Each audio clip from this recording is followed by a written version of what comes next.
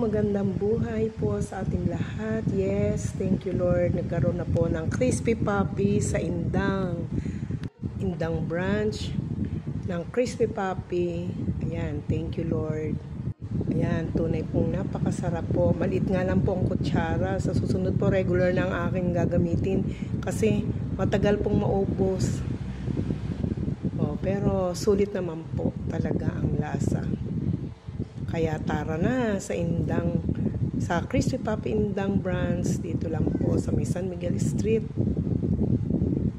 Kung may time kayo, pasyal po kayo dito para matikman ang mga pagkain. At ito nga po, special lang talaga namang halo-halo. Halo-halo pa lang, sulit na. Kaya tara na po. Thank you Lord. Salamat po.